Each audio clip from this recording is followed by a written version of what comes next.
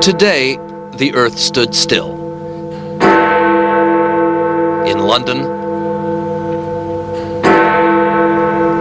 and Paris and Lisbon and Stockholm and Berlin, in cities great and small, in grand public squares, in offices and shops, in schools, everything stopped. In places where they too have suffered the pain of death by terrorism, in Belfast, in Lockerbie. And amidst the broader outpouring of sympathy, poignant gestures. These are firefighters in Budapest, saluting their fallen colleagues far away. These are stockbrokers in London. Until today, the words and gestures of support around the world had been largely official and diplomatic. Today, it got personal. We're devastated. It's absolutely tragic.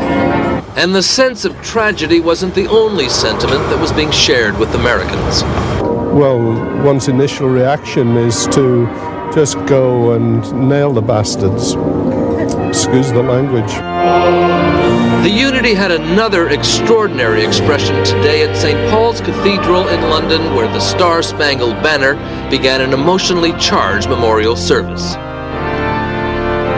The Queen attended, and the great and the good of official London. But so did thousands of others, many Americans, many not. And thousands more outside jammed the streets around the cathedral. It was as close to America as you could get, especially if you couldn't get home. You feel helpless being here because you can't, and not that there's much we could do at home, but it's just difficult.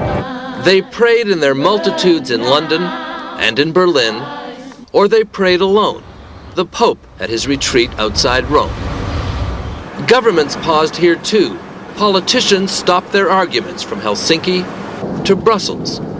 The European Union's leader Romano Prodi summed it up. In the darkest days of history, he said, America stood close by us, and today we stand close by America.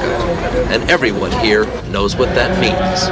Our objective will be to bring to account those who have organized, aided, abetted and incited this act of infamy, and those that harbor or help them have a choice, either to cease their protection of our enemies or be treated as an enemy themselves. But